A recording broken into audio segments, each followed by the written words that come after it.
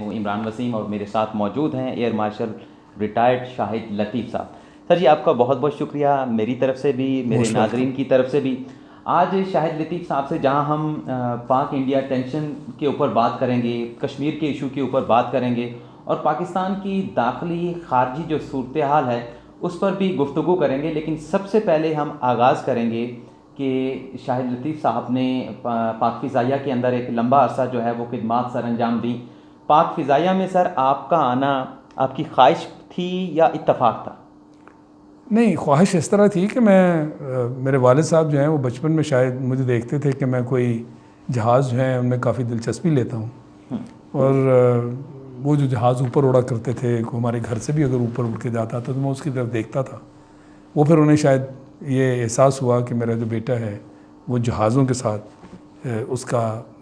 उसकी एक रग़बत है उस तरफ। तो मैं जब थोड़ा बड़ा हुआ तो उन्होंने समझा कि जी मुझे उन्हें एयर फोर्स ज्वाइन करवानी चाहिए। ये आइडिया उनको आया, हालांकि मैं तो एक आम जहाज़ों को देखता था। तो इस तरह उन्होंने मुझे पीएफ कॉलेज, कैडेट कॉलेज जो है उसका इम्तहान दिलवाया। मैं उसमें सेलेक्ट हो गया और वो भी काफ़ी मुश्किल मरहला हुआ करता है। आम हमारा शहर था, मैं साहिवाल से था। सही। और वही उस वक़्त तकरीबन 17,000 बच्चे ऑल ओवर पाकिस्तान अपीयर हुए थे और उन्होंने कोई 60 बच्चे सेलेक्ट करने थे। तो अल्हम्दुलिल्लाह साहिवाल में और भी मेरे दोस्त इधर उन्होंने इम्तहान दिए और बस ऐसा मौका आया कि मैं सेलेक्ट हो गया और यूँ मेरा सफ़र शुरू हो गया एयरफोर्स की तरफ। तो 71 में सर आपने एकेडमी ज्वाइन की, यस। पाकिस्तान एयरफोर्स की। तकरीबन 6 साल ही गुजरे थे 6 सितंबर का जब वाक़या पेश आया, भारत ने पाकिस्तान के ऊपर रात के अंधेरे में हमला किया और मेजर अजीज़ भट्टी शहीद ने बहादुरी के जो जौहर दिखाए वो भी फिर आपके जहन में होंगे जब आप ट्रेनिंग कर रहे थे। तो फिर आपका जज्बा क्या था सर? देखिए, बात यह है कि जब आप ज्वाइन करते हैं ना एयरफोर्स, आर्मी, नेवी, तो एक फ़ौज का जज्बा तो आप लेकर आते हैं ना। तो वो जज्बा तो अपनी जगह था और वक्त के साथ साथ उस जज्बे में जो है वो और ताकत आई थी। और फ़ौज में जो लोग आते हैं वो कोई ये इनकम और ये कमर्शियल एंगल जो होते हैं ना उसको जहन में लेकर नहीं आते। वाकई एक जज्बा है ख़ास कि अपने मुल्क की खिदमत करनी है। और बिल्कुल आपने सही कहा, 65 की जंग वो है, मुझे भी याद है मैं 7वीं जमात में था और हमारा जो इलाका है वहाँ से बच्चों को वो इकट्ठा करके बताते थे कि जी दुश्मन जो है वो किसी वक्त भी रात को भी आ सकता है, दिन को भी आ सकता है। और हमें उन्होंने कहा कि जी आप रात को अपने इलाके के पहरे दिया करेंगे और हम डंडे हाथों में पकड़ के अपने इलाके के पहरे देते थे। तो एक जज्बा था 65 की जंग में, जज्बा तो बहुत था। हमारा बचपन का ज़माना था मगर जज्बा ये था कि हमने अपने इलाके में अगर यहाँ कोई पैराशूट के ज़रिए दुश्मन के लोग उतरते हैं तो हम उसको मार देंगे। अभिनंदन की। ये तो बिल्कुल, वो अभिनंदन वाला अगर काम उस वक्त होता और अभिनंदन हमारे इलाके में गिरता तो वो हमारे हाथ से बच के तो ना जाता। अच्छा सर, वो ये तो आपने बताया ना कि, लेकिन मैं जानना ये चाह रहा था कि जो बहादुरी के जौहर अजीज़ भट्टी साहब ने दिखाए, मेजर अजीज़ भट्टी शहीद साहब ने, तो जब आप एकेडमी में थे तो ज़ाहिर बात है ट्रेनिंग के दौरान आपको बताया भी जाता होगा, उनकी एग्जाम्पल भी दी जाती होगी उनकी बहादुरी की। तो आपकी सोच में क्या आता था? फिर 71 की वॉर भी हुई पाकिस्तान के भारत के साथ। बिल्कुल, जब 71 की वॉर हुई तो हम उस वक्त अकेडमी में थे और अकेडमी में भी हमारा तकरीबन काम वही हमारे ज़ुम्मे आया, क्योंकि अभी फ़्लाइंग तो शुरू नहीं हुई थी, अभी तो हमारी इनिशियल ट्रेनिंग थी और इनिशियल ट्रेनिंग में अभी हम जहाज़ की ट्रेनिंग तक तो पहुँचे भी नहीं थे। लिहाजा हमें रात को गार्ड ड्यूटी देना होती थी। मगर ये था कि उस वक्त 7वीं जमात में हम डंडे लेके अपने इलाके में फिरते थे। इस वक्त उन्होंने कम से कम राइफ़ल्स दे दी और हमने कैडेट की यूनिफॉर्म भी पहनी हुई थी। मगर रात घुप अंधेरों में लो टोपा हमारा इनिशियल ट्रेनिंग होती थी। ये सारा पहाड़ी इलाका है मरी के आगे जो है।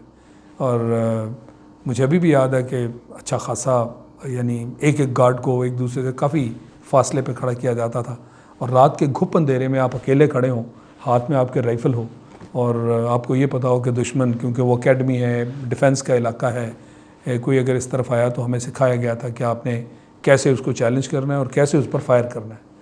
तो एक ऐसा वाक़या भी हुआ कि कहीं रात को वो हमारा ही एक ग्रुप का लड़का था और कहीं से वो एक भैंस रात को कहीं से निकली और उसकी जब उसने आहट सुनी तो उसने अपना वो वही जो चैलेंज करते हैं, स्टॉप हु कम्स देयर, तो अब भैंस तो जवाब नहीं देगी। तो उसने समझा ये तो दुश्मनी है, तो उसने फायरिंग कर दी। अब रात का वक्त था, भैंस तो बच गई, वो देख तो नहीं रहा था, मगर उस डायरेक्शन में उसने फायरिंग कर दी। तो उसका काफ़ी मजाक बना कि जी आपने फायरिंग भी की, इतने राउंड भी उसके ऊपर चला दिए, भैंस को भी आप ना मार सके। तो बहरहाल वो मसला ये था कि उस दौरान हमने गार्ड ड्यूटीज़ की, और उस जंग में हमारा हिस्सा ये गार्ड ड्यूटीज़ और अपना जो इलाका था उसके डिफेंस का, उसको गार्ड करने का, ये हमारी जिम्मेदारी थी। सर आपके 2009 में आपने एक तवील अरसा खिदमत सर अंजाम दी, गालिबन कोई 29 और 9 38 साल ये अरसा बनता है, तो इसमें आपके कोई तलख तजर्बात भी होंगे, खुशगवार यादें भी होंगी, कुछ वो शेयर करेंगे सर? देखें, तल्ख तजर्बात तो लाजमी चीज़ है, ट्रेनिंग के दौरान बहुत सारे होते हैं।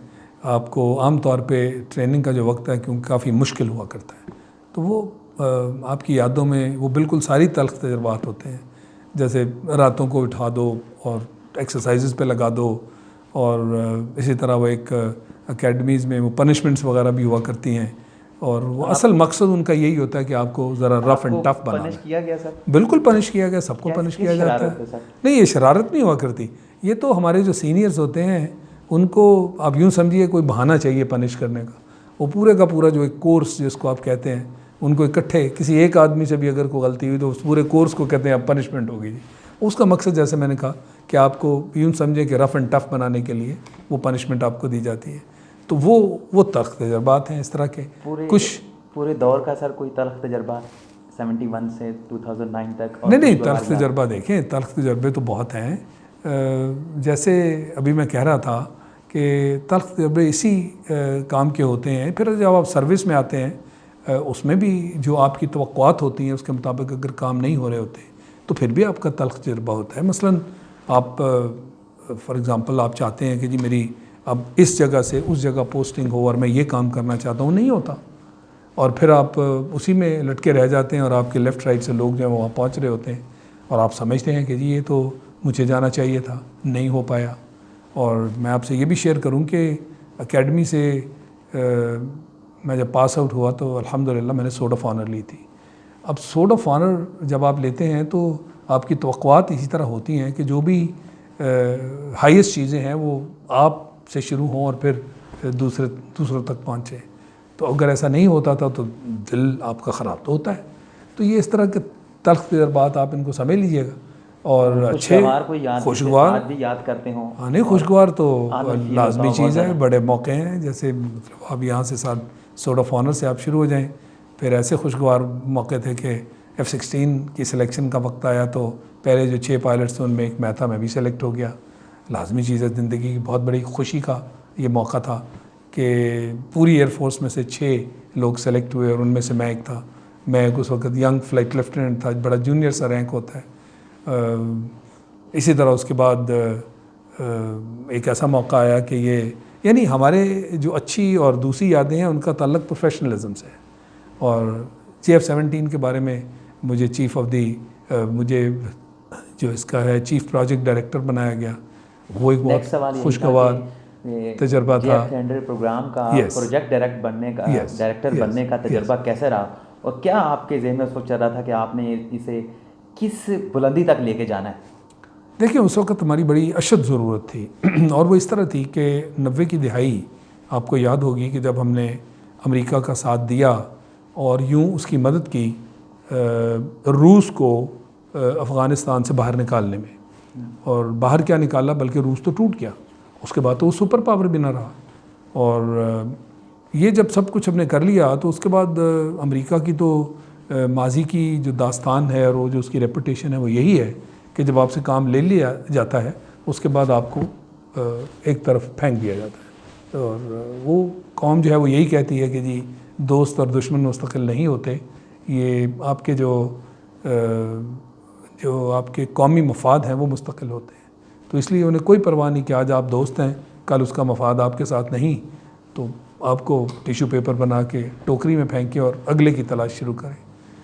तो ये वो दहाई थी जब वो जीत गए और जीतने के बाद हमारी ज़रूरत उन्हें न रही। और इसी दौरान एक ये कि उन्होंने हमारे ऊपर सैंक्शंस लगा दी और उस दौरान सबसे ज़्यादा जो नुकसान हुआ हमारा F-16 को हुआ। प्रेसलर अमेंडमेंट जो उन्होंने लगाई थी उसके अंदर आपकी सारी फ़ौजी इमदाद और इस तरह की चीज़ें बंद हो गई और F-16 का मिलना भी जो था इससे पहले वो सिर्फ इसलिए था कि हम अफ़गान जंग में उनकी मदद कर रहे थे, और F-16 हमारी ज़रूरत थी और उनकी मजबूरी थी, क्योंकि लाजमी चीज़ है जब हम उनके साथ इत्तेहाद हमने किया है तो फिर F-16 तो उनको देने थे, लिहाजा उन्होंने दे दिए। अब वो ये देख रहे थे कि F-16 जो है ये तो पाकिस्तान इनसे बड़ा काम ले रहा है और अब हमारी तो जंग ख़त्म हो गई, अब ये F-16 जो है इंडिया के लिए भी इस्तेमाल हो सकते हैं, कुछ भी हो सकता है। ये वो वक्त था जब उन्होंने हमारे ऊपर पाबंदियाँ लगाईं।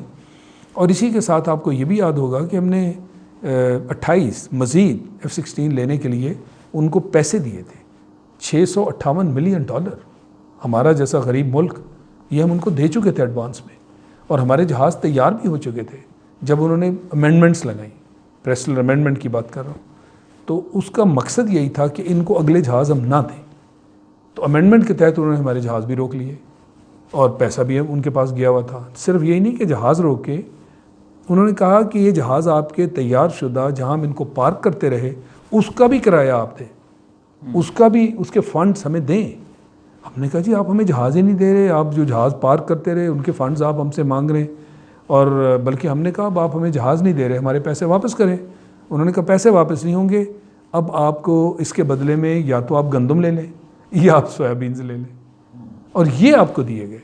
तो ये बहुत ही गुस्से का आलम था हमारे यहाँ कि हमारा पैसा $658 मिलियन, F-16 भी तैयार, अब उन्होंने ब्लॉक कर दिया, नहीं देंगे जी आपको, मन मर्जी अपनी कर, ये मन मर्जी अपनी हो रही थी। तो इससे हमें बहुत ही दुख भी था और हमें बहुत गुस्सा भी था। ये वो वक्त था 90 की दहाई दरमियान का हिस्सा जब हमारी क़यादत ने ये फ़ैसला किया कि कोई ख़ुद साख्ता चीज़ होगी तो फिर आप आइंदा इस तरह का जो आपके साथ धोखा किया जाता है उससे आप बच सकेंगे। ये वो वक्त था जब F-17 की बात चली और हमने, हमारा जो दोस्त है चीन, उसके साथ बात की कि जी ये हमारा मसला है और आप हमारी क्या मदद कर सकते हैं। तो उन्होंने ये कहा कि जी हम जहाज़ जो है कोई इतना बहुत ज़्यादा मॉडर्न किस्म का आपके साथ मिलकर नहीं बना सकते, क्योंकि हमारी इतनी अभी टेक्नोलॉजी एडवांस नहीं हुई, आप इसको लीड करें। उन्हें ये मालूम था कि हम जंगें भी लड़ चुके हैं और हम वेस्टर्न टेक्नोलॉजी जो है उसको इस्तेमाल भी कर चुके हैं। उसमें फ्रेंच जहाज़ थे हमारे पास, मिराज 5 2000 नहीं, मिराजेस थे, और उसके साथ हम अमेरिका का एक पुराना जहाज़ सेबर जिसको कहते हैं F-86, और यही वो जहाज़ थे जिनकी बिना पर आप 1965 की जंग जीते, क्योंकि ये उस वक्त हमारे जो पायलट्स थे फ्लाई करते थे और उनका तजर्बा बहुत था, पुराना जहाज़ हमारे पास हो चुका था। तो ये हमारे तजर्बे थे, अमेरिकन टेक्नोलॉजी, फ्रेंच टेक्नोलॉजी, और चीन के जहाज़ तो खैर हम ले ही रहे थे। तो उन्होंने ये मुनासिब समझा कि हमें ये जो भी हम काम करने जा रहे हैं इसमें लीड रोल PAF जो है वो अदा करे, जिसको आप यूँ समझ लें कि ब्रेनवेयर हमारी होगी, और जो हार्डवेयर है जिसको आप इंडस्ट्री समझ लें वो चीन की होगी, क्योंकि उसमें उनका तकरीबन 35-40 साल